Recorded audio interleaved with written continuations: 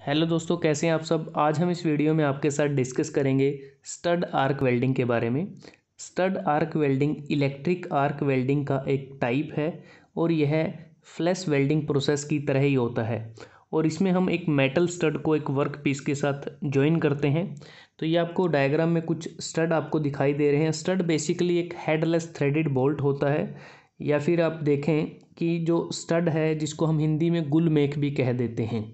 तो बात करते हैं स्टड आर्क वेल्डिंग की। यह एक ऐसी प्रोसेस है जिसमें स्टड या फिर स्टड लाइक पीस जैसे बोल्ट, स्क्रू, रिविट्स, रोड इत्यादि को फ्लैट वर्क पीस जैसे प्लेट के साथ उसकी वेल्डिंग की जाती है। और यह एक यूनिक प्रोसेस है जिसमें आर्क और फोर्स वेल्डिंग को कंबाइन करके कॉस्ट सेविंग की गई है।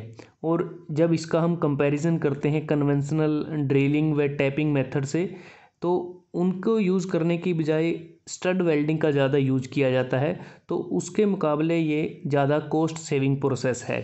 अगर बात करें स्टड वेल्डिंग को, वर्ष 1918 में सबसे पहले ब्रिटिश नेवी ने इसका इस्तेमाल किया था, लेकिन रेगुलरली और एक्सटेंसिवली इसका प्रयोग वर्ष 1938 से शुरू हुआ था। स्टड आर्क वेल्डिंग मेनली 4 प्रकार से आप इसको प्रयोग कर सकते हैं। 4 वेरिएंट्स हैं इसके। Capacitor discharge stud welding, drawn arc capacitor discharge stud welding, consumable ferrule stud welding और the drawn arc stud welding. ये 4 टाइप की होती है, लेकिन जो मैन्युफैक्चरर हैं वो ज़्यादातर कैपेसिटर डिस्चार्ज स्टड वेल्डिंग और the drawn arc stud welding के लिए स्टड बनाते हैं। और इन दोनों में भी जो सबसे ज़्यादा पॉपुलर है वो है ड्रॉन आर्क स्टड वेल्डिंग। ये सबसे ज़्यादा पॉपुलर है और सबसे ज़्यादा इसका इस्तेमाल किया जाता है। अब बात करते हैं स्टड आर्क वेल्डिंग के लिए कौन कौन से इक्विपमेंट की ज़रूरत होती है। सबसे पहले एक रिक्वायरमेंट होती है जो स्टड वेल्डिंग गन है इसकी ज़रूरत होती है, जिसमें स्टड को होल्ड किया जाता है। एक टाइम कंट्रोल यूनिट इसमें रिक्वायरमेंट होती है। एक डीसी पावर सोर्स की ज़रूरत होती है और कुछ स्टड हमें चाहिए आवश्यकता अनुसार। और जो सिरामिक जो फरल या जो सिरामिक रिंग्स होते हैं, ये आपको दिख रहे हैं जिस प्रकार से, जिसमें हमने एक स्टड को एक फरल में डाला हुआ है, इसकी ज़रूरत होती है। ये डिस्पोजेबल होता है। तो ये कुछ इक्विपमेंट हैं जो हमें चाहिए इस प्रोसेस के लिए। और जो स्टड का डायमीटर है वो मैक्सिमम बात करें तो 25 mm तक वो डायमीटर इसका हो सकता है। तो बात करते हैं कि ये प्रोसेस किस प्रकार से की जाती है, क्या इसमें प्रोसेस रहता है। जैसे हमें पता है कि एक आर्क वेल्डिंग प्रोसेस है, तो इसमें सबसे पहले एक आर्क को जनरेट किया जाता है। तो अगर आप देखें, एक डीसी पावर सोर्स है जिसमें जो पोलैरिटी हम यूज़ करते हैं वो डिपेंड करती है कि किस प्रकार के मेटल के साथ हमें स्टड को जॉइन करना है। एग्जांपल के तौर पे अगर बात करें, अगर एल्यूमिनियम है तो उसके लिए रिवर्स पोलैरिटी यूज़ करते हैं, क्योंकि रिवर्स पोलैरिटी में जो इलेक्ट्रोड है वो पॉजिटिव होता है और वर्कपीस नेगेटिव होता है। अगर स्टील को हमें जॉइन करना है स्टड के साथ तो स्ट्रेट पोलैरिटी का यूज़ किया जाता है। स्ट्रेट पोलैरिटी में इलेक्ट्रोड नेगेटिव टर्मिनल के साथ और वर्कपीस पॉजिटिव टर्मिनल के साथ कनेक्टेड होता है। तो इसमें प्रोसेस किस प्रकार से की जाती है, ये कुछ स्टेप आपके सामने हैं। सबसे पहले देखें तो ये सिरामिक फर्ल है और यहाँ पर ये एक स्टड है, और ये जो स्टड वेल्डिंग गन है इसमें होल्ड कर रखा है। जो स्टड को होल्ड किया गया है ये एक इग्निशन पॉइंट है। तो सबसे पहले जो स्टड है उसके इग्निशन पॉइंट को टच किया जाता है वर्क पीस के साथ और उसको कवर किया जाता है सिरामिक रिंग के द्वारा। तो टच करने के बाद आर्क इनिशिएट हो जाती है। उसके बाद जो स्टड है उसको थोड़ा पुल किया जाता है। पुल करने के बाद आर्क जनरेट होती है और इसके बाद क्या होता है कि फिर से इसको थोड़ा पुश किया जाता है। पुश करने के बाद जो मेल्ट हुआ है, जो इग्निशन टिप थी, वो वर्कपीस के साथ वेल्ड हो जाएगी। और उसके बाद फाइनली क्या है, जो स्टेप है, गन को रिमूव कर लिया जाएगा और साथ में जो कवरिंग की गई थी सिरामिक रिंग के द्वारा या सिरामिक फरूल के द्वारा, उसको रिमूव कर लिया जाता है। तो इस प्रकार से ये प्रोसेस रहती है। तो हम बात करते हैं कि जो स्टड है उसके अराउंड हम जो सिरामिक रिंग या सिरामिक जो फर्ल है इसका यूज़ करते हैं।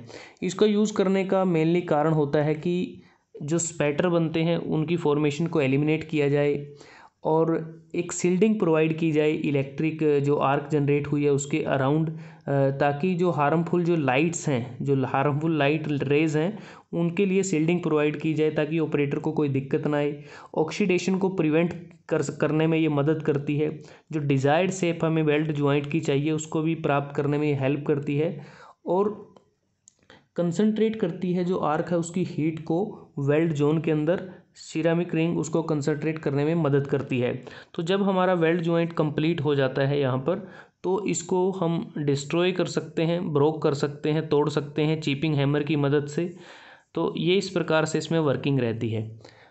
और जैसे हम बात करें कि इस प्रोसेस में जो हमें बढ़िया रिजल्ट चाहिए, कैसे बढ़िया रिजल्ट मिलेंगे, जो वर्कपीस या फिर प्लेट है जिसे हमें वेल्ड करना होता है उसकी मिनिमम थिकनेस स्टड के डायामीटर की कम से कम 20% होनी चाहिए, तभी हमें बढ़िया रिजल्ट मिलेंगे।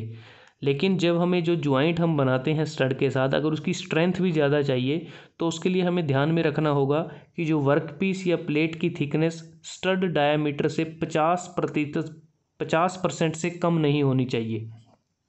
और जो स्टड हैं वो अवेलेबल होते हैं, अलग अलग साइज़ में अवेलेबल होते हैं, अलग अलग शेप में अवेलेबल होते हैं रिक्वायरमेंट के अनुसार। और बात करते हैं कि जैसे जैसे स्टड का डायमीटर बढ़ता है वैसे वैसे उसकी जो करंट रिक्वायरमेंट है वो भी बढ़ जाती है। उदाहरण के लिए अगर जो स्टड है अगर वो 5 mm डायमीटर का है तो उसके लिए 325 एम्पियर करंट की ज़रूरत होती है। अगर डायमीटर उसका 10 mm है तो उसके लिए 625 एम्पियर करंट की ज़रूरत होती है। अगर डायमीटर 15 mm है स्टड का तो उसके लिए 1100 एम्पियर की रिक्वायरमेंट होती है। अगर मैक्सिमम 25 mm का हमारे पास स्टड है तो उसके लिए हमें 2000 करंट की एम्पियर की रिक्वायरमेंट रहती है। तो बात करते हैं कि इस प्रोसेस के द्वारा कौन कौन से मटेरियल हैं जिसको वेल्ड किया जा सकता है। मेनली बात करें तो mild steel, low alloy steel, austenitic stainless steel की वेल्डिंग के लिए इस प्रोसेस का प्रयोग किया जाता है। लेकिन जो ड्रॉन आर्क स्टड वेल्डिंग है उसको हम नॉन फेरस मेटल्स को ज्वाइन करने के लिए इसका प्रयोग नहीं करते। लेकिन जो दूसरे वेरिएंट्स हैं, दूसरे वेरिएंट्स अगर बात करें कौन कौन से हैं, कैपेसिटर डिस्चार्ज स्टड वेल्डिंग है, drawn arc capacitor discharge stud welding है, या फिर जो कंज्यूमेबल फेरोल स्टड वेल्डिंग है, तो इनका हम प्रयोग कर लेते हैं। जो लेड फ्री ब्रास है, ब्रोंज है, क्रोम प्लेटेड मेटल्स हैं, उनकी वेल्डिंग के लिए इसका प्रयोग किया जाता है। तो बात करते हैं स्टड आर्क वेल्डिंग के कुछ एडवांटेज भी हैं और कुछ डिसएडवांटेज भी हैं। तो एडवांटेज क्या हैं? इस प्रोसेस के लिए जो इक्विपमेंट या मटेरियल चाहिए उसके लिए हमें ज़्यादा इन्वेस्टमेंट करने की ज़रूरत नहीं होती है, कम कॉस्ट होता है, लो कॉस्ट की प्रोसेस रहती है।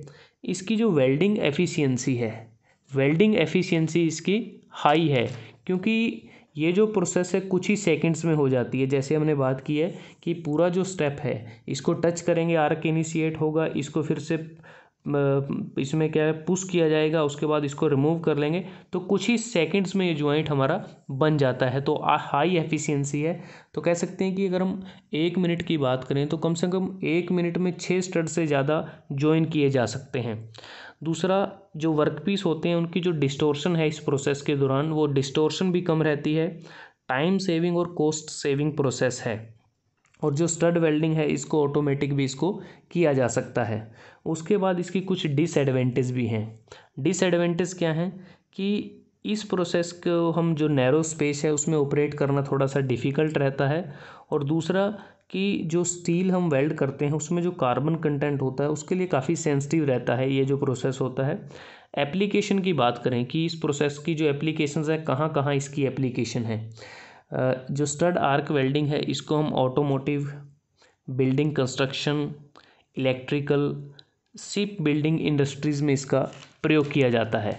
और अगर हम बात करें जो शिप की जो डेकिंग होती है जो स्टील की बनी होती है मोस्टली, तो उसको बनाने में इसका प्रयोग करते हैं। उस वहाँ पर स्टड जो लगाने होते हैं, ब्रैकेट्स की जो अटैचिंग है उसके लिए इसका प्रयोग कर लेते हैं। कुछ पाइपिंग या कवर प्लेट्स के दौरान भी स्टड आर्क वेल्डिंग का प्रयोग किया जाता है। तो दोस्तों आज हमने इस वीडियो में आपके साथ डिस्कस किया कि स्टड आर्क वेल्डिंग क्या होती है और कितने टाइप की होती है, इस प्रोसेस के लिए हमें क्या क्या इक्विपमेंट्स की ज़रूरत पड़ती है, इसके एडवांटेज क्या हैं, डिसएडवांटेज क्या हैं और एप्लीकेशन क्या हैं। अगर वीडियो आपको अच्छा लगा आप इसको लाइक कर सकते हैं, शेयर कर सकते हैं अपने दोस्तों के साथ, स्टूडेंट्स के साथ, और चैनल्स को सब्सक्राइब करना ना भूलें। जल्दी हाजिर होते हैं एक नए वीडियो के साथ। तब तक के लिए धन्यवाद। आपका दिन शुभ रहे।